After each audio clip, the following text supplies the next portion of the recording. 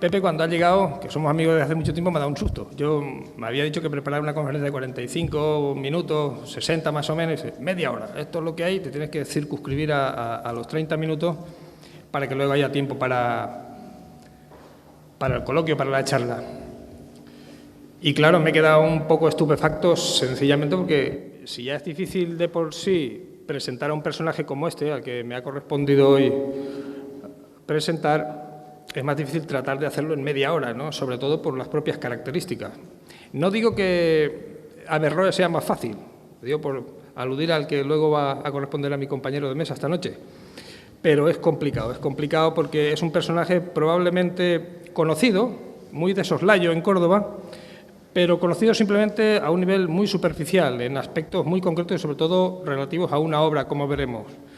Pero es un autor de más de 100 obras, por lo que se le atribuye, y además con una densidad interna realmente impresionante. Vamos al asunto, porque si no perderemos más tiempo y no es mucho lo que tenemos. Es imposible conocer al personaje, Ibn Hazm, de nombre Abu Ahmad Ali, que, si los datos son ciertos, no es de Córdoba. Nació, al parecer, fuera de Córdoba, aunque algunos otros aluden a que, como su padre se había trasladado con anterioridad, probablemente pudo nacer en Córdoba, pero no hay acuerdo sobre el origen exacto del personaje en las fuentes árabes, al menos. Lo que sí es necesario, por lo menos, para poder entender el personaje, es conocer el contexto también. Si el personaje es importante, el contexto va a ser determinante porque, en buena medida, su vida se va a deber a los propios avatares que van a ir desarrollándose, desencadenándose en Al-Ándalus. Cuando Ibn Hazm empieza a tener conciencia de su actividad cultural, por un lado, y sobre todo política, Al-Ándalus está desintegrándose a marchas forzadas. Ha habido un problema realmente muy importante en la propia concepción del poder, en la propia organización del Estado por parte de los omeyas, y ellos siempre han concebido esa organización del poder como una especie de correspondencia única al sector árabe, nunca al sector mayoritario que era el bereber. Mientras que la densidad demográfica árabe no iría más allá de un 5 o un 6%, el resto, salvando a cristianos y judíos, el resto dentro de la población musulmana, el 90 y tantos % era bereber. Gobernar de espaldas a los bereberes era un problema y evidentemente ese problema iba a aparecer en el momento en el que ellos tuvieran fuerza para que eso sucediese. Y eso va a suceder exactamente en el momento en el que los omeyas empiezan a doblar la rodilla en el norte. Y tiene un nombre, que es Almanzor. Almanzor pierde el tambor en Medinaceli, muere allí y a partir de ahí Al-Ándalus va a ir desintegrándose poco a poco. Es cuestión de paciencia. Va a tardar un par de siglos, pero su propia incapacidad de ordenamiento interno del Estado va a generar que ese Estado no sobreviva a sí mismo. Es decir, la visión de que Al-Ándalus va a ser destruido por la ofensiva norteña de los cristianos al norte es algo que no tiene sentido. Evidentemente, cada uno contribuyó en su modo y a su modo y manera, pero en el fondo fue el propio Al-Ándalus el que abrió una guerra interna y simplemente fue, primero, destrozándose por la población bereber y omeya y, posteriormente, con las constantes oleadas de bereberes en el norte de África, almorávides primero, almohades después, acabó de dar la puntilla a un Estado que estaba herido de muerte. Ese es el momento en el que aparece Ibn Hazm, en una especie de cambio de orden mundial aquí en Córdoba. Es decir, pasa de ese esplendor omeya, esa especie de arabidad profunda que representa lo omeya, a que se dé paso a algo que es despreciado por ellos, que se sienten profundamente árabes, que son los bereberes. ¿Cómo lo recibió Ibn Hazm? Pues no lo recibió bien y en buena medida esa es la llave que nos sirve para interpretar su manera de pensar, su presencia en Al-Ándalus, el modo en el que concibió su propia vida y hasta cierto punto también el tenor incluso de sus escritos, ¿no? Yo traía varios escritos, pero no va a dar tiempo para que los leamos. De todas maneras, yo supongo que es conocido por todos, que es el célebre Collar de la Paloma. Es un retrato hasta cierto punto autobiográfico, y de él se pueden entresacar, bueno, muchos aspectos de tipo costumbrista que pueden servir para ilustrarse más o menos de cuál era esa situación que tenía Ibn Hazm en un momento precisamente de exilio en Játiva, en Valencia, como consecuencia de una serie de contubernios que ahora iremos aludiendo poco a poco. Decíamos al principio que el origen no es cordobés en principio. Sabemos que el abuelo nace en una especie de alquería en una zona de Huelva, identificada con Niebla, y en una alquería concretamente que recibe el nombre en árabe de Mont Lissam. Monte es identificado, monte, y Lissam podría identificarse con el moderno Monte Jícar, o Casa Montija o Montija, por esa zona de Niebla. El abuelo parece ser que, harto de llevar una vida un tanto errada en la alquería, decide trasladarse a Córdoba a buscar fortuna. Él no la va a encontrar por lo avanzado de la edad, pero sí su hijo, Ahmad, el padre de Ibn Hazm. Y este, muy rápido, un hombre hábil, con una cierta capacidad de entendimiento y una habilidad sutil por hacerse mover entre los entresijos de la corte, consigue obtener un puesto importante en la administración, en la Hidma, es decir, en el aparato realmente importante del Estado. Él va a participar ahí plenamente con los visires de los distintos califas y va a conseguir poco a poco lograr un estatus de bastante reconocimiento en la corte omeya. Eso posibilitará que el hijo, Ahmad Ali Ibn Hazm, pues pueda tener una educación tal como la tienen el resto de los niños que están en la corte y recibir pues una formación integral en todos los campos de lo que entonces se llamaba las ciencias árabes, desde la teología a las matemáticas, pasando por la jurisprudencia. ¿Qué es lo más importante en la vida de Ibn Hazm, es decir, en el desarrollo que va desde esa infancia hasta la posterior madurez? Pues probablemente, si le hacemos caso a él, es ese periodo que él va a vivir en el serrallo de la corte, es decir, en lo que conocemos como el haram, el harén, entre mujeres. Supongo que lo saben todos, pero la primera iniciación en todos los países musulmanes la vive el niño, el varón, no la hembra, la vive en el harén. Allí es donde lo descubre todo, porque las esclavas se lo hacen saber todo, desde cómo entender un cuento hasta cómo empezar a leer los primeros palitroques del abecedario, hasta iniciarse en materia sexual, ¿no? En ese sentido, él, en esa especie de núcleo cerrado y vedado a las mujeres, es donde él empieza a tener constancia de algo que luego le va a devolver una gran carga informativa en sus obras. Y una gran información, sobre todo, para este libro que les he enseñado antes, El collar de la paloma, que lo que realmente refleja en muchos de sus pasajes es esa vida interior allí, ¿no? Esa información que le confiaron las esclavas del serrallo de la corte. Desde el punto de vista interior, esa es la parte más importante de Ibn Hazm. Tal vez lo más conocido sea, sin embargo, esa parte exterior que va a vivir como consecuencia de todos los avatares que van a suceder en Córdoba en aquel momento, con la caída de los omeyas, que va a ser fundamentalmente su actividad política, su actitud militante pro-omeya y anti-bereber, y por lo tanto lo que estaba escrito: prisión, destierro y prisión y destierro constantemente, lo que le va a llevar a que toda su vida sea un constante deambular por la geografía de la península ibérica. Valencia, Almería, Murcia, Jaén, Valencia otra vez, va a estar constantemente dando vueltas sin hallar prácticamente descanso a lo largo de toda su vida. Eso le va a permitir, bueno, entrar en contacto con ciertas fuerzas disidentes que le van a permitir que al menos desarrolle también su capacidad intelectual. ¿Por qué le van a permitir que desarrolle la capacidad intelectual? Por una razón muy sencilla. El sistema jurídico que imperaba en aquella época en Al-Ándalus es el sistema que se conoce como Maliki. Es un sistema ortodoxo, tal vez de todas las escuelas jurídicas del Islam la más reaccionaria, la más extremista, es la que está hoy día todavía activa, por ejemplo, en Marruecos, en países del norte de África.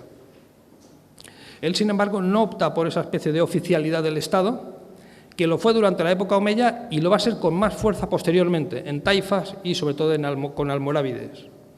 Él, que desprecia eso, se va a buscar una escuela lo más extrema posible a esa.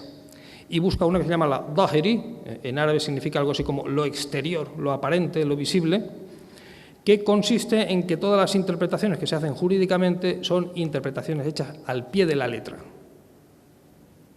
No hay que buscar posibilidades analíticas que te permitan discernir qué puede haber debajo de eso, que tal vez quiera decir otra cosa. No, es lo que dice la letra, eso es lo que, tal como hay que interpretar la ley. Si lo aplicamos al Corán es exactamente igual. No hay que buscar qué quiera decir el Corán. El Corán lo dice bien claro. Lo que dice es lo que hay que interpretar. No hay que ir más allá. En ese sentido, uno se puede ir formando una idea de cuál era la mentalidad de este hombre. Una mentalidad que ha llegado hasta nosotros como un gran escritor, un hombre generador de una gran cultura, pero realmente ideológicamente era un hombre bastante intransigente, un hombre bastante reaccionario, y hoy día se emplearía una palabra que yo no voy a decir aquí por estar donde estamos, pero un hombre bastante complejo desde el punto de vista del tratamiento.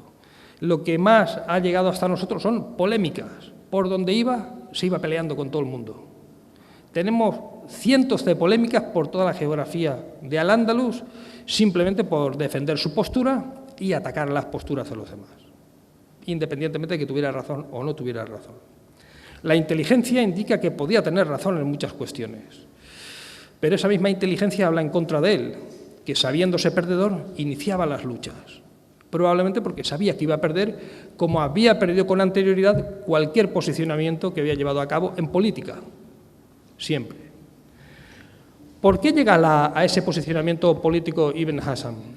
Porque realmente tiene una fe en la política activa omeya o por otras cuestiones. Es difícil porque él no lo cuenta y sus biógrafos tampoco aluden a ese aspecto. El mundo omeya es un mundo, en Al-Ándalus es un mundo complicado porque duró muy poco en Siria y evidentemente ante esa especie de presión abbasí tuvo siempre que construir una historia muy reducida, tanto en el tiempo como en el espacio. No pasará así con el Imperio Abbasí, por ejemplo, que será distinto. Ibn Hazm muy pronto empieza a crear una especie de figura propia, una especie de figura que lo que quiere es realmente trascender la realidad. El origen de Ibn Hazm no es árabe, él no es árabe. Se sabe que probablemente el padre de su abuelo es cristiano. Se convierte al Islam, fundamentalmente por cuestiones probablemente de tipo fiscal, y a partir de su abuelo ya hay una generación islámica, con lo cual él sería la tercera generación. Eso dentro del Islam es un problema de tipo legitimista, y por lo tanto él, que va a escribir una obra que se llama en árabe Yamhara, genealogía, se inventa una propia genealogía propia que remonta al mismo profeta Muhammad. Todos remontan al profeta. Si uno mira todas las genealogías medievales, todos hacen esfuerzos por decir que vienen del profeta. El profeta, según algunos hadices, sabemos que tenía una cierta potencia sexual, pero no quiero que le diera tiempo al hombre a hacer tantas cosas. No podía haber dado lugar a tanta ramificación tribal, con lo cual, al final, es evidente que la mayoría de adscripciones al profeta son falsas, y la de Ibn Hazm es falsa. Pero él la necesitaba para poder prosperar en la corte omeya. Caídos los omeyas, le cae todo el planteamiento que él tiene en la vida. No tiene otra posibilidad, porque los que vienen son precisamente aquellos que habían luchado contra ese estatus, los bereberes. Al ver acabado su mundo, idea un nuevo planteamiento de vida, y su planteamiento de vida es hacer una constante oposición. Experimenta un gran problema, que es realmente el que tiene que vivir en Valencia, precisamente, es el primer destierro que sufre. Ha caído Sanchuelo en Córdoba y al caer Sanchuelo no se ve futuro a corto plazo para que los omeyas vuelvan a recuperar el poder. Y surge en Valencia un tal Al-Mansur, nieto de Abderramán III, Al-Nasir, el califa de Córdoba, el padre de Al-Hakam, y él se va rápidamente para allá a abanderar a este nuevo individuo que aparece, a aferrarse a él y con él luchar contra el Mustansir, que es el que está dominando desde Almería hasta Córdoba toda la situación. Evidentemente, les cuesta poco al Mustansir acabar con la insurrección. Ibn Hazm va a parar a la cárcel y a partir de ese momento se produce una situación muy interesante. Y es que, si bien no va a dejar de ser polemista, no va a dejar de ser una especie de intruso constante en la propia historia y cultura de Al-Ándalus, sí va a dedicar el mayor esfuerzo de su vida a generar obras. Y ahí es donde probablemente esté lo más importante de Ibn Hazm. ¿Cuál es su producción? Su vida es interesante desde el punto de vista, ¿no?, de los avatares que vive, el contexto es importante también, pero las obras son probablemente el mejor legado que nos ha dejado. ¿Sobre qué escribió Ibn Hazm?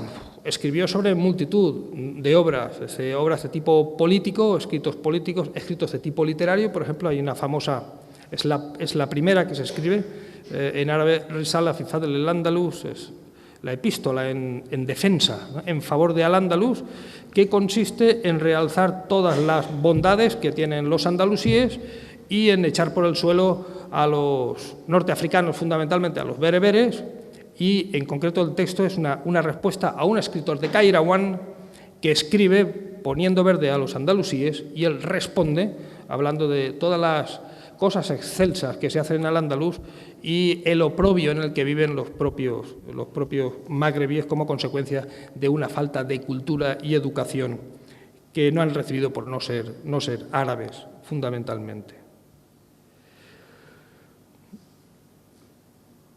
Pero aparte de esa labor inicial de escritos literarios tímidos todavía y escritos políticos fundamentalmente y algún que otro escrito jurídico, generalmente de tipo polemista con otros juristas, lo más importante probablemente es el sello que va a quedar en él de otro personaje cordobés muy importante, al que debieran dedicarle una conferencia cuando sea el momento. Es un gran poeta, es Ibn Shuhayd.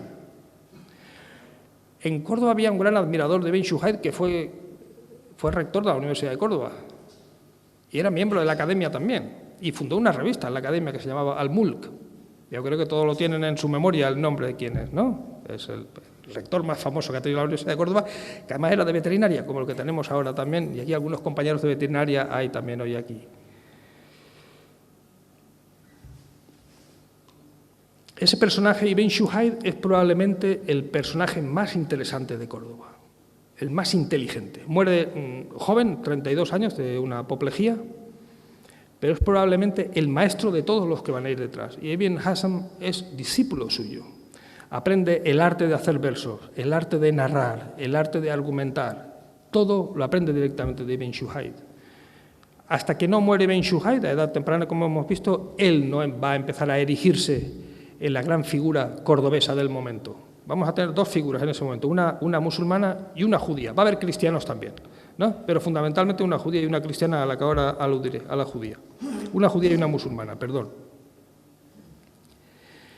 Si no hubiera sido por Ibn Shuhayd, probablemente hoy día, para que se haga una idea simplemente, porque no es el personaje de hoy, no podríamos disfrutar de la Divina Comedia. Las bases de la Divina Comedia están en Ibn Shuhayd, que escribe una obra que ya narra estructuralmente todo eso que luego el Dante va a desarrollar de una manera tan magistral en el inicio de la lengua italiana. Pero es realmente este escritor cordobés el que pone todos los temas al servicio del italiano para que luego él pueda componer esa magna obra. Bueno, pues este, que es amigo íntimo de Ibn Hazm, es el que le da aliento para que conciban una manera de entender lo que ellos hacen. Y lo que ellos hacen es algo que don Emilio García Gómez en su momento calificó como la escuela de los estetas cordobeses.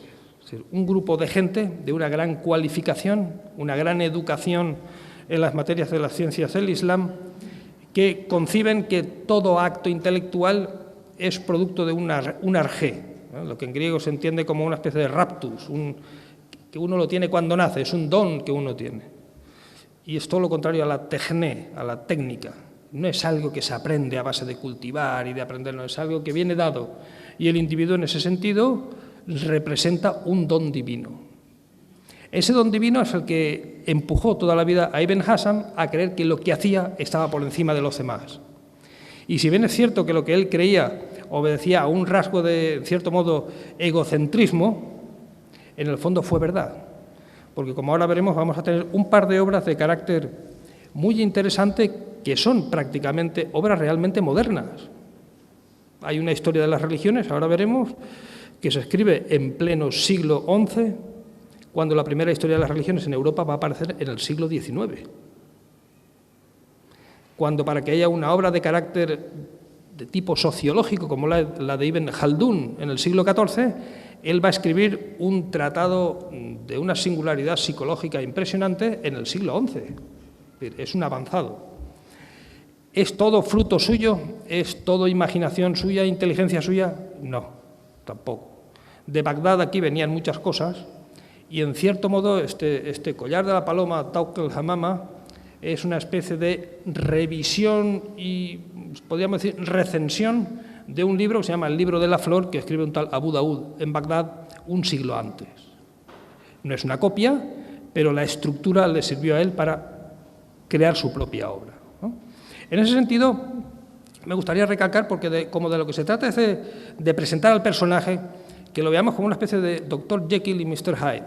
Es decir, tiene una cara y tiene otra, y eso va a ser constante a lo largo de su vida.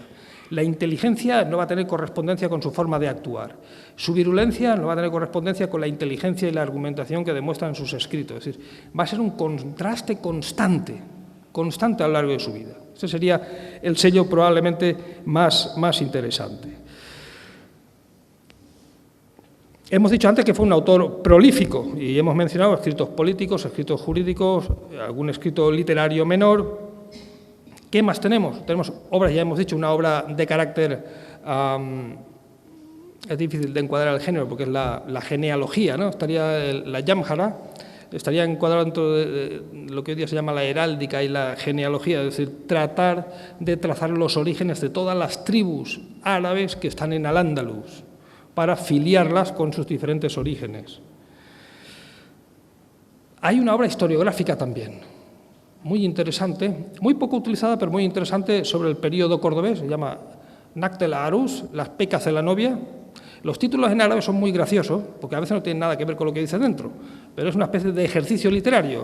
Una de las cosas más complicadas en árabe a veces es traducir el título, no enterarte de lo que pone dentro, porque es un juego de palabras, a veces en rima, donde se utilizan términos que son polisémicos y tienen mucha dificultad de saber exactamente qué quiere decir, ¿no? Hay uno muy famoso, que es el que va a transmitir la famosa leyenda de Medina Zahara, que es uno de Al-Makkari, un norteafricano del siglo XVII, que dice, el título dice Nafhatim min ghusn al-Andalus ar-ratib, algo así como el aroma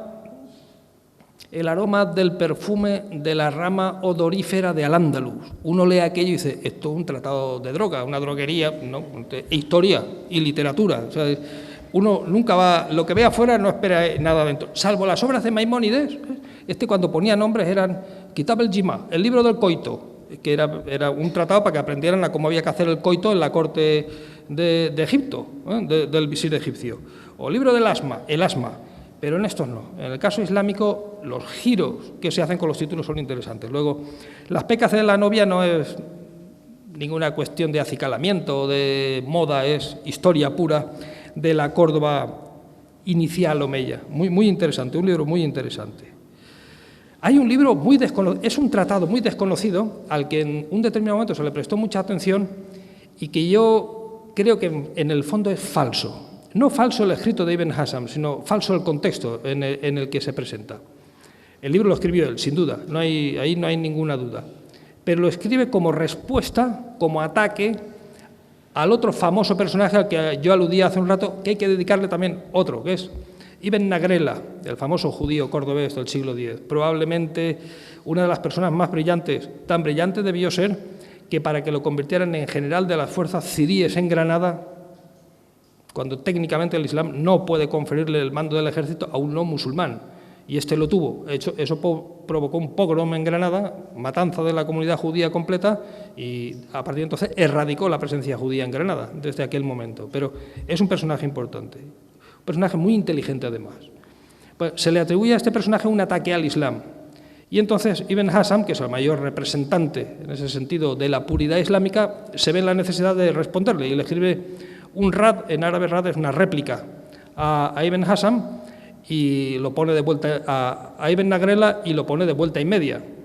No ha sido traducido, está todavía en árabe, el texto no conoce versión española ni en ninguna otra lengua, y lo más interesante es que es la técnica que utiliza, que sería prácticamente idéntica a la que se utiliza hoy día para cualquier cuestión de argumentación, por ejemplo, en los oficios que hacemos en la universidad. Cuando a uno no le gusta algo y tiene que responder, ¿no? Coge punto por punto y va respondiendo exactamente igual. Es una técnica muy interesante, ¿no? Pero lo más interesante de todo es cómo inaugura. Él inaugura haciendo una profesión de fe, la típica, la ilaha illallah wa Muhammad Rasulullah, y luego empieza la descalificación. 4 líneas donde lo más bonito que le dice al judío es que su madre es aquello que todo el mundo se imagina. El resto no deja nadie de la familia bien vestido, nadie. Y luego empieza ya la réplica, ¿no? Es un texto muy interesante, sobre todo por la capacidad argumentativa. Bronco, duro, despiadado, injusto, pero indica muy bien la capacidad que tenía de razonar este personaje. Eso tomará cuerpo en una obra posterior, que es probablemente la mejor obra suya.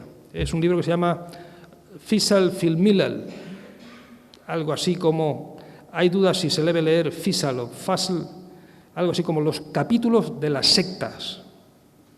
Él en 5 volúmenes intenta explicar cómo se han formado todas las religiones, primera parte. En una segunda parte las critica todas demostrando que son falsas, y en la última parte ensalza al Islam y explica al Islam como la única religión verdadera. El libro, en principio, desde el punto de vista estructural, no llamaría la atención. Bueno, es lo esperable. Ahora, los contenidos son impresionantes. La cantidad de fuentes que aporta, textos perdidos en Al-Ándalus, información oral y escrita, discusiones con unos y otros personajes a los que cita o no cita.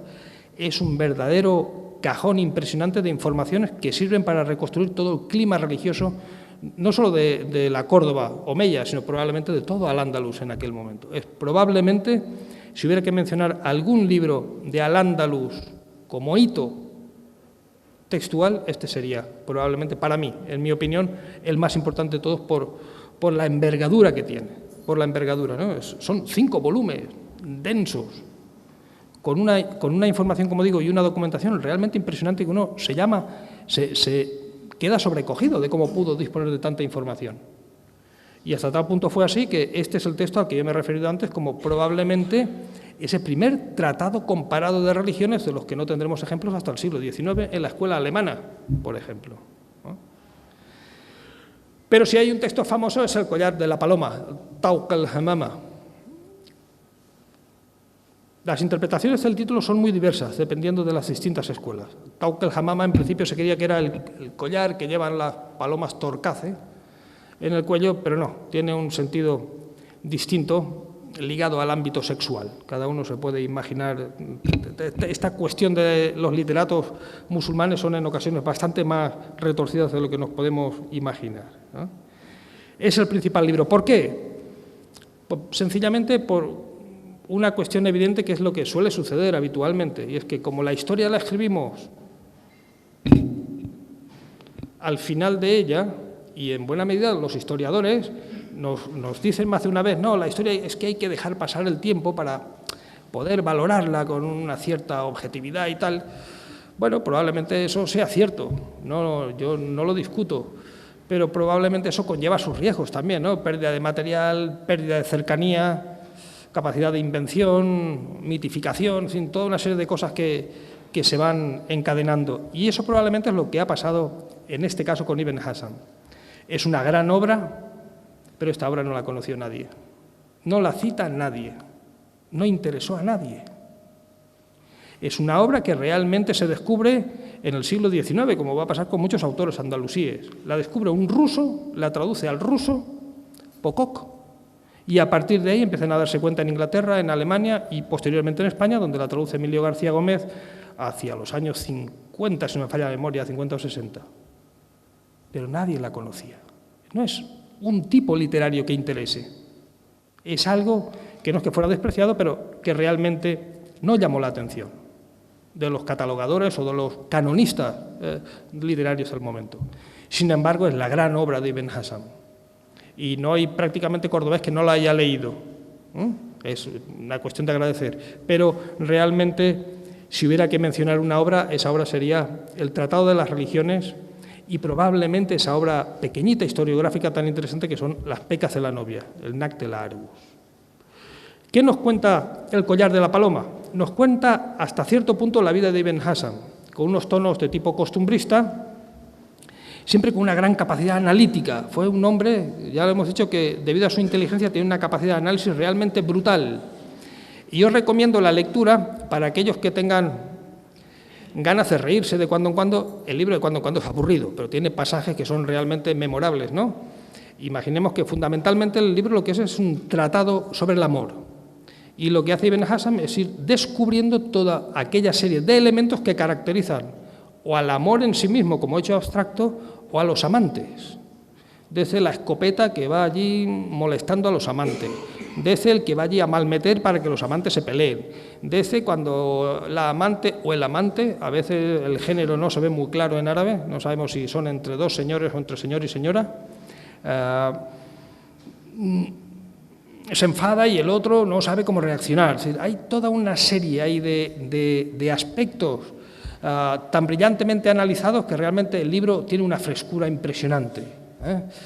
Pues, por ejemplo, hay un capítulo, no sé ahora mismo qué número es el de este capítulo, pero uno donde intenta explicar cómo el amante, el varón, no la chica, generalmente al principio, pues claro, cuando está empezando el cortejo, el hombre tiene un ardor impresionante y entre ese ardor está querer infinitamente a la familia de la novia. Claro, luego dice, claro, la cosa luego se va relajando cuando ya la suegra empieza a actuar y el otro empieza a ver que aquello tampoco es como él creía al principio. Es decir, se van dando una serie de circunstancias realmente con un cierto toque de gracejo costumbrista muy interesante que uno a veces se reconoce ahí dentro en el mismo texto en muchas de las situaciones que le han cabido vivir. Yo traía varios textos para leer, pero estoy en la hora ahora mismo. Me queda un minuto. Y lo que voy a hacer es simplemente aludir a un pasaje. El pasaje tiene una cierta extensión, lo voy a resumir, para que vean hasta qué punto también Ibn Hazm, un hombre circunspecto, hosco, de tendencia a la controversia y a la polémica. García Gómez dijo una vez que era un hombre malhumorado. Dijo, este hombre debió ser un hombre malhumorado toda su vida. No sé si lo sería así, pero de cuando en cuando tenía un punto de gracejo realmente impresionante. Cuenta el Collar de la Paloma que en una ocasión una señora pues quedó embarazada y ese embarazo, pues claro, acabó llegando a su fin, los 9 meses correspondientes, se estima, porque no dice otra cosa, no tuvo adelanto de parto, y salió la criatura. La civilización islámica tiene, como saben ustedes, una serie de pilares que la sostienen, que se deben respetar, una especie de dogma, al igual que tiene la Iglesia católica o tienen otras creencias religiosas. Entre ellas está el famoso versículo número 2 del Génesis, de los 10 mandamientos, no harás imágenes a semejanza de Dios. Esto en el Islam es exactamente igual en el Corán. Tú no puedes hacer nada, ninguna representación que pueda ser tomada como algo que pueda hacerle, ¿no?, la competencia a Dios. Por lo tanto, la pintura está prohibida, la escultura está prohibida. También luego, por extensión, se prohíbe la música, aunque, bueno, hay quien lo sigue, esas prohibiciones, y hay quien no. Lo cierto es que en época medieval la representación que no sea geométrica o vegetal está prohibida en el Islam. Y, por lo tanto, no era normal representar a personas, animales, etcétera. Por ese riesgo que he mencionado, de una posible identificación con una divinidad. El texto nos va a informar de que eso en Córdoba no pasaba. Lo sabíamos por Medina Zahara, en los frescos que habían quedado en las zonas anejas al Salón del Trono. Hay representaciones, además maravillosas. O sea, Córdoba era una ciudad probablemente que en ese sentido había heredado esa especie de aire helenístico que tenía Damasco también, que tenía Siria, con los omeyas, antes de que vengan los abbasíes, que van a tener un carácter más depredador, ¿no?, en el sentido religioso del término. No lo era así en Córdoba, y el texto nos informa también de eso, no solo a nivel de corte, es decir, a nivel de elementos ilustrados, sino a nivel también normal, en la gente, en las familias normales. La señora, como digo, da a luz. La señora es blanca, el hombre es blanco, pero la criatura es negra. El hombre se mosquea, es normal. Ibn Hazm lo dice con gracia, dice, el hombre se turbó un poco, dice que se turbó. En árabe dice tarafraf. Tarafraf es que tú no sabes para dónde vas, estás así un poquillo intentando tú calibrar el movimiento. Y claro, después de ese primer susto, dice, oye, ¿aquí qué ha pasado? Tú blanca, yo blanco, el niño negro, no es normal. Y dice, yo no he hecho nada, no sé qué habrá pasado. El Islam tiene una doble vida, lo que se ve y lo que no se ve. Y no hace falta decir nada más, ¿no? De lo que no se ve, no lo ve a veces ni el marido tampoco. Es una cuestión que de cuando en cuando tiene incluso un resultado sociológico mucho más avanzado de lo que nos podamos creer, ¿no? No solo en materia sexual, en alcohol, en tabaco y en todo, en todo. El Islam es bastante desconocido en muchos aspectos, en ese sentido. Al final, como no hay arreglo entre los dos, la mujer dice, pues vamos al médico. El médico ha sido ya trabajado previamente, porque las señoras son muy listas, más que los hombres, ha sido trabajado previamente y entonces está dispuesto. Van a la consulta y en la consulta, pues nada, pues mire usted, nos pasa esto y el niño es negro. Entonces el médico, haciendo gala de una especie de preparación de tipo, qué sé yo, antropológico, empieza a hacerle preguntas y viendo que ninguna va dando resultados, va llegando poco a poco a donde él quiere llegar y dice, bueno, ya la última cosa, dice, y ustedes en su habitación, donde tienen allí el catre, arriba en la cabeza, ¿hay una fotografía? ¿No? ¿Hay algo? Claro, ahí tenemos un negro pintado allí con una imagen, dice, pues ya está. Usted cuando estaba haciendo el amor se quedó mirando el negro y entonces, claro, usted ha inoculado una criatura con ese color de la piel, el del cuadro, y el hombre se fue la mar de contento con lo del cuadro, ¿no? Bueno, era simplemente un toque de gracia para concluir esta presentación de Ibn Hazm. Muchísimas gracias por su atención y por su paciencia.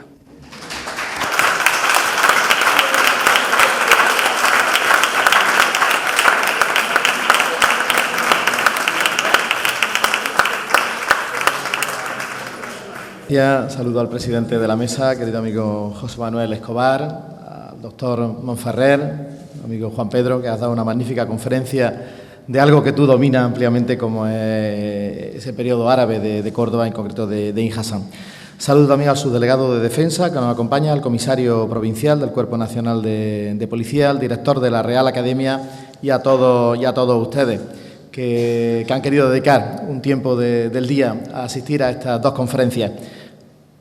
A Dios pongo por testigo de que para el partido del Real Madrid y del Sevilla llegan ustedes a tiempo, de modo que me voy a ajustar al tiempo previsto y se puede poner una vela a Dios y otra al diablo, con lo cual se puede estar con la cultura y con el fútbol sin problema ninguno. Lo primero que tengo que hacer es felicitar a la Real Academia de Córdoba, por supuesto al Círculo de la Amistad que nos alberga durante esta semana, al Patronato de Turismo y a Julio Merino, ¿no? Persona, ¿no? Por esta iniciativa de poner en valor a los grandes de Córdoba, de recordarlos, ¿no? Córdoba es una ciudad tan grande, con tanta historia, que a veces nos agobia un poco con tanta historia, parece que todo nuestro pasado fue lo glorioso, que no va a ser nuestro futuro. Pues no, yo creo que debemos trabajar por nuestro futuro y una de las mejores maneras es enorgullecernos y conocer ese glorioso pasado, ¿no? Ciertamente, las nuevas generaciones desconocen a todos estos grandes de Córdoba, de los que se está hablando aquí, y merece la pena hacer un esfuerzo por recuperarlo y por transmitirlo a los nuevos cordobeses, y a los que no somos tan nuevos, pues el gusto de volver a hablar de estos grandes de Córdoba. Bueno, me toca hablar de Córdoba y Averroes. Entre las inquietudes, me decía José Manuel Escobar que yo era un hombre de retos, de inquietudes. Hombre, fíjense ustedes de inquietudes, que yo soy especialista en Gran Capitán, pero como se queda el personaje José Manuel Escobar para hablar de Gran Capitán, pues para mí el reto era investigar sobre Averroes. De modo que muchas gracias, José Manuel, que sin duda alguna va a hacer una magnífica conferencia sobre el Gran Capitán y me has permitido investigar a fondo sobre Averroes, del que yo tenía un poco una idea general, pues la misma que tienen ustedes, ¿no? Averroes en Córdoba es el nombre de un hotel de 3 estrellas que hay en el Campo Madre de Dios, es el nombre de un instituto que hay en el sector sur, un instituto de bachillerato, es el nombre de una calle, una pequeña callejita que está bordeando el Foco por la Judería, es el nombre de un colegio también, incluso el nombre de una autoescuela, y es una estatua magnífica que hay en Córdoba, una de las mejores estatuas que hay, obra de Pablo Justi, que fue un escultor de los años 60 del siglo XX, para que ustedes lo sepan, es el mismo escultor que hace las estatuas que hay en el Alcázar de los Reyes Cristianos, las estatuas de los Reyes Cristianos, las estatuas de Cristóbal Colón ante los Reyes Católicos, y esta de Averroes, que está en la calle Cairuán, la calle de la Muralla, una de las calles más bonitas de Córdoba, culminando, ¿no?, entre filósofos, está Séneca en un extremo y Averroes en otro. Aquí nos acompaña hoy Paco Solano Márquez, que ha descrito magníficamente esa calle y esos rincones con encanto de Córdoba. Bueno, pues esa escultura, no me resisto a hacer una descripción en este comienzo de mi charla de la escultura, y no la voy a hacer yo, la va a hacer Julio Merino. Dice: fijaos bien en su vestimenta, sobre todo lo que lleva en la cabeza y lo que sostiene su mano.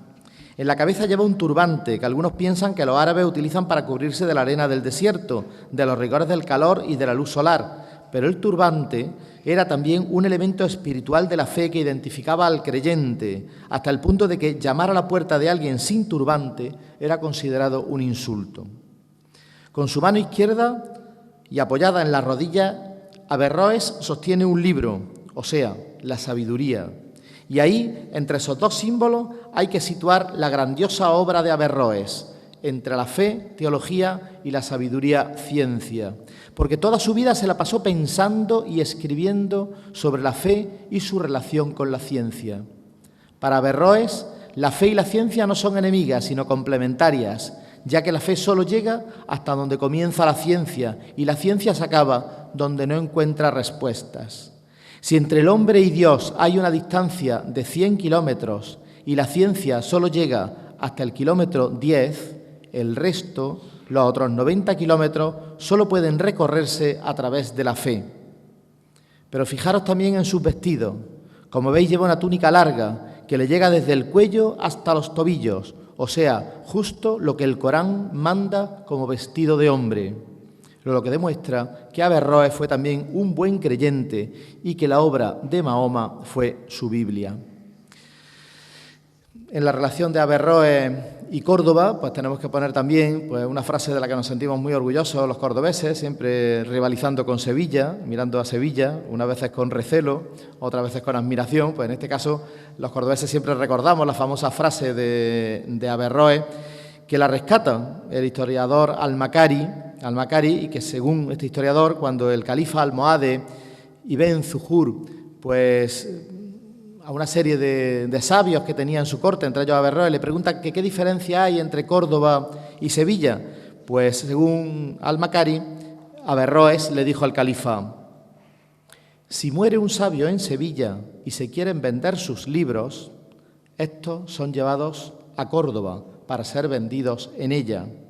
Y si muere un músico en Córdoba y se quieren enajenar sus instrumentos, estos son llevados a Sevilla, donde saben que encontrarán un excelente comprador para sus instrumentos.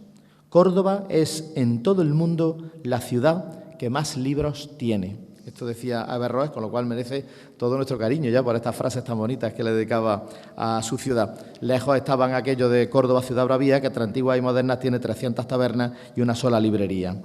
Bueno, en aquellos tiempos Córdoba seguía siendo una potencia cultural, ¿no?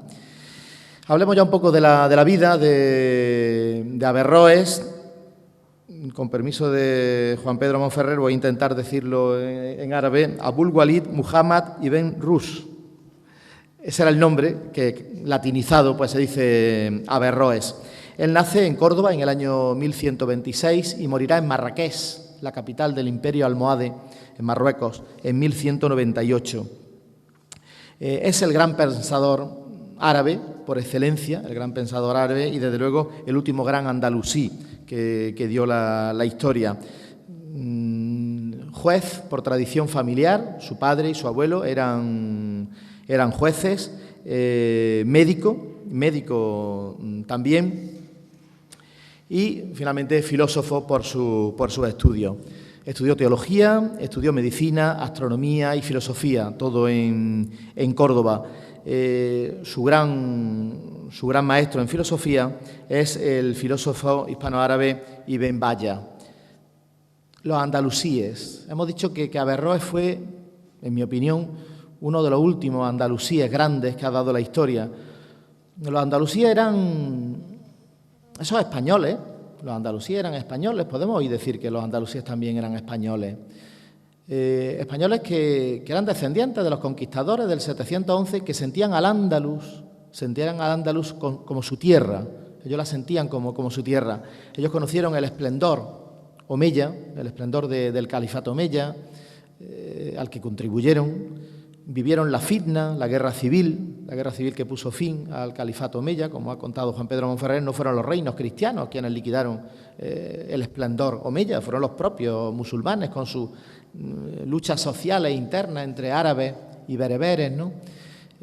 Averroes no conoce el esplendor omeya. Averroes vive unos 100 años después de Ibn Hazán, y Ibn Hazán vivió el final prácticamente de los omeyas. Bueno, pues Averroes vive 100 años después, pero sin duda alguna por su familia pues fue recibiendo noticias, y él mismo se sentiría descendiente de aquellos andalusíes que construyeron el admirable edificio institucional, político, cultural que supuso el califato omeya.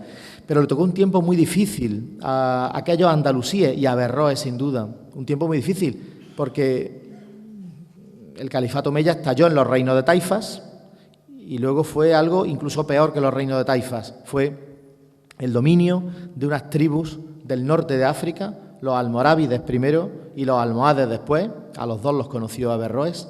Luego llegarían los benimerines, esos no los conoció Averroes. Pero bueno, tribus integristas, fundamentalistas, que ni siquiera tenían su capital en Al-Ándalus. Su capital siempre estaba en el norte de África, en Marruecos. Entonces, almorávides y almohades, ante todo, veían Al-Ándalus como un dominio suyo, ¿no? Como un dominio suyo. Por tanto, insisto, yo creo que Averroes es el último gran andalusí de la historia, digno de una estirpe de grandes andalusíes que hubo en la historia, y que reivindico como español.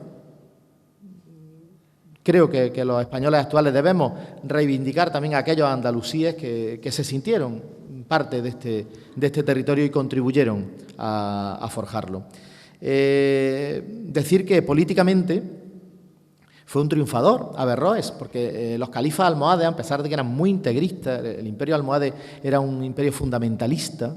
El imperio almohade es el que derrota a los cristianos en la batalla de Alarcos, y luego, a su vez, los cristianos logran la gran victoria de las Navas de Tolosa.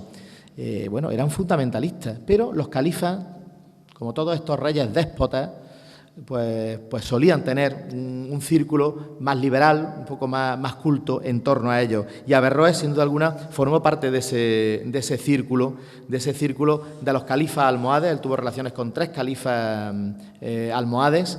El último, Yaqub al-Mansur, que es el vencedor en la batalla de Alarcos, forma parte de su círculo de confianza. Averroes, hay un momento en 1195 en que lo expulsan, lo comentaremos después el motivo por qué, una cuestión doctrinal, que los integristas le exigieron al califa que lo expulsase, pero luego lo recupera en 1198, pero apenas unos meses, porque muere de una afección cardíaca en Marrakech, la capital del imperio almohade.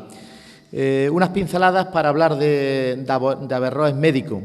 Él escribe una obra, Colliget, que es un resumen completo de lo que se sabía de la medicina hasta entonces. Él investiga sobre todo el tórax, los órganos situados en el tórax, abdomen, los pulmones, el corazón, el esófago, el estómago, los intestinos, el hígado, el bazo, la vesícula, los riñones, la vejiga, el peritoneo y hasta el aparato genital. Y luego un nutricionista. Él publica estudios importantes, los mejores estudios de su época sobre los alimentos y las bebidas, ¿no? Y también fue un oftalmólogo reconocido de los ojos y la vista. También una pincelada de Averroes sobre su faceta de consejero y, por tanto, de experto en el arte de gobernar, de la gobernanza. Siempre se dice que Averroes fue médico de la corte. Médico, sin duda alguna era médico, pero médico de la corte tenía un sentido mucho más importante que ser médico. Médico de la corte era consejero del califa, el que le aconsejaba. Entonces él es un experto en el arte de gobernar y los sistemas de gobierno. Él dice textualmente, Averroes, la política no es un arte práctico fundamentado en la necesidad, sino una ciencia especulativa, cuya misión es alcanzar las ideas más convenientes para el gobierno de los hombres y más apropiadas para promover la sociedad humana que mejor se adecue con el orden social necesario. Para Averroes, los hombres se distinguen en hombres materiales, hombres esforzados y hombres sabios. Los hombres materiales son los que pretenden conseguir el placer, los hombres esforzados los que luchan por el honor y los hombres sabios bueno, son los que dominan la ciencia. También dedica en sus libros un toque a la corrupción en los políticos, fíjense ustedes, ya hace casi 1000 años, ¿no? Él identificaba la caída de los almorávides es la tribu norteafricana que domina al Andalus antes de que lleguen los almohades, y él, que los conoció, a los almorávides, critica que ese integrismo que tenían los almorávides se fue terminando cuando empezaron a dedicarse a la riqueza, a los placeres, a la buena vida, ¿no? Y él dice, cuando la corrupción llega a lo más alto del poder, los gobernantes se transforman en tiranos, decía él. Y llegamos ya a lo que realmente todos ustedes y yo hemos oído hablar siempre de Averroes como filósofo. Hay dos vertientes de Averroes como filósofo que son importantes de que ustedes se lleven hoy de aquí una idea, aparte de que bueno, todas estas conferencias luego se van a publicar en la Real Academia y los detalles los pueden ustedes leer luego en los textos. Sus dos vertientes como filósofo, una es como comentarista de Aristóteles, rescata la filosofía griega, y lo segundo ya es su propia filosofía, la filosofía de Averroes. En la primera parte es fundamental.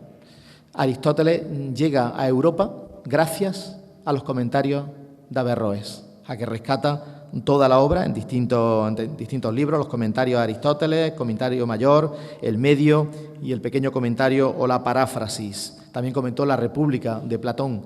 De hecho, cuando en París, en la Edad Media, se comienza a estudiar la filosofía griega, a la escuela de París se le llamaba la escuela de Averroes. La escuela de Averroes, tal era la importancia que tenía Averroes. Bueno, para los europeos cristianos, Aristóteles, al que leen a través de Averroes, les permite poner un poco a la razón encima de la fe, lo cual permite también una lucha dialéctica muy interesante con los tomistas, los seguidores de Santo Tomás de Aquino, que sin duda alguna fue una lucha intelectual de alto nivel, y bueno, pues la Iglesia encauzó las dos corrientes, tanto la aristotélica de Averroes como la tomista de Santo Tomás de Aquino, y la prueba del algodón es que uno de los pocos musulmanes que hay retratado en el Vaticano es Averroes. Cuando Rafael, es que estoy en Córdoba, por eso digo San Rafael, cuando Rafael Sanzio pinta el fresco de la Escuela de Atenas en una de las salas del Vaticano, que seguramente ustedes han estado muy cerca de la Capilla Sixtina, bueno, pues entre todos los grandes filósofos que representa allí, pues representa a Averroes. Rafael pinta la Escuela de Atenas entre los años 1510 y 1512, en pleno Renacimiento, y no es casualidad que tenga esa dignidad, que un musulmán esté representado en el Vaticano. Eso, como comentarista de Aristóteles, como introductor de la filosofía griega en la Europa de aquel tiempo. Luego tiene sus propias visiones como filósofo, ante todo intentando unir fe y razón en un mundo tan complejo como el musulmán de aquellos tiempos, de la Edad Media. Él, lógicamente defiende el Corán, y les doy unas cuantas ideas de lo que él habla del Corán. Dice que en el Corán hay básicamente dos pruebas sobre la existencia de Dios. Una, que el mundo no puede deberse al azar, sino que es obra de un creador, y la segunda, que el orden, la disposición y la coordinación de todas las cosas entre sí exige un creador. Esa es la prueba de la existencia de Dios. Luego él defiende el Corán porque presenta de forma muy natural, muy sencilla, en un lenguaje asequible a todos los hombres, pues las tres grandes verdades que toda religión tiene. Una, la creencia en un Dios, creador del mundo. Luego, la creencia que existen los ángeles y que ha habido profetas. Y lo segundo, la creencia en una vida, en el más allá. Averroes distingue entre el conocimiento humano y el conocimiento divino, de la creación del mundo, de la visión del mundo. Él dice que el conocimiento humano es importante, hay que tenerlo en cuenta, el conocimiento humano, pero es limitado porque es fruto de la imaginación, del pensamiento. Es más importante el conocimiento divino, porque él dice que el conocimiento divino, las cosas existen porque cree Dios que existen las cosas. Es la razón principal de que exista el mundo, porque Dios cree en el mundo y por eso existe el mundo y por eso existen las cosas. Para los expertos en filosofía, yo soy más historiador, pero hay un debate muy interesante entre la realidad nouménica, que es la que defiende Averroes, de la prevalencia de Dios, y la realidad fenoménica, que es la visión del hombre, que no la condena Averroes, pero entiende que es complementaria de la otra realidad. Averroes, en el final de su vida, fue partidario de una corriente ideológica que era el monopsiquismo. El monopsiquismo era pensar que la psique, el alma, era de la comunidad universal, que no tenía un alma cada persona.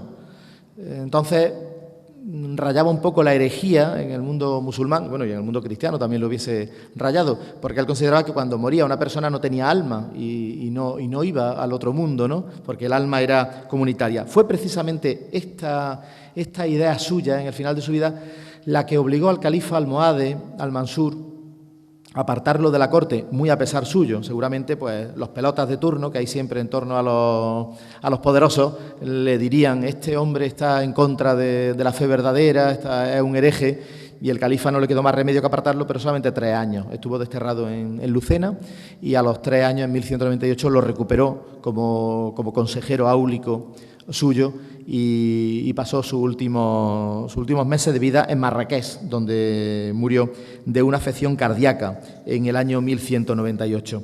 Decir, para ir terminando, que Averroes es fundamental en la filosofía cristiana actual, en el mundo cristiano, en el mundo occidental, pero no tanto en el mundo oriental musulmán.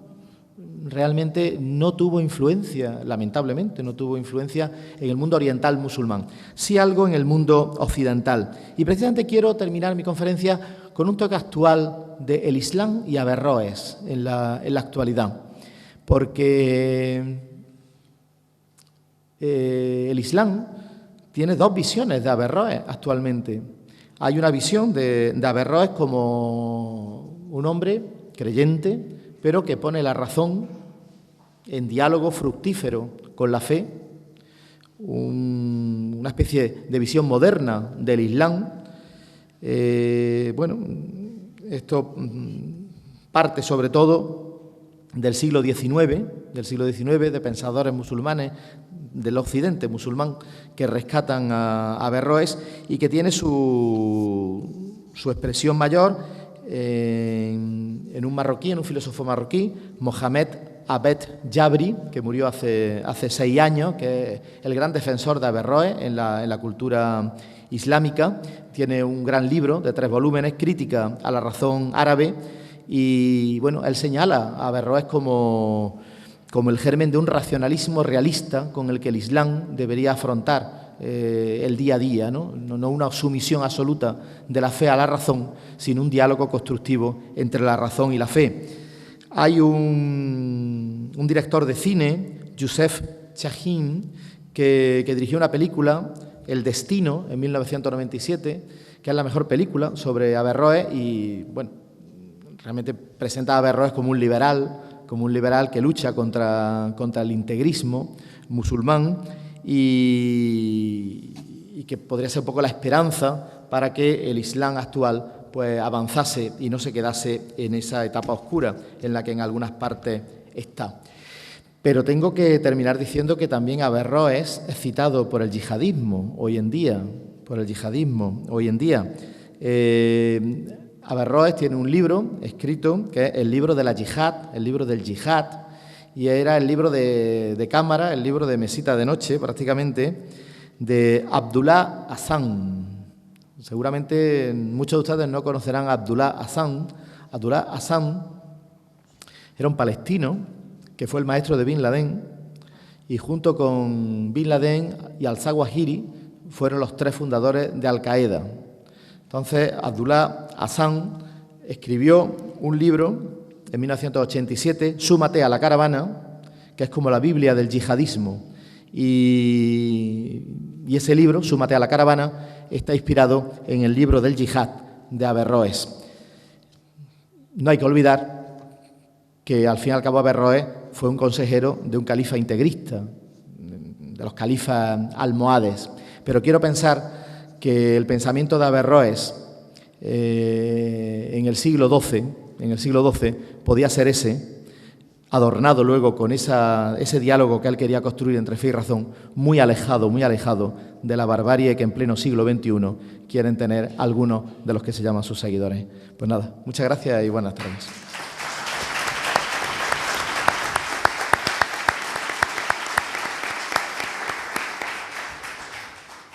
Muchas gracias, Juan José, por las aportaciones y el acercamiento que nos ha hecho a la figura de Averroes.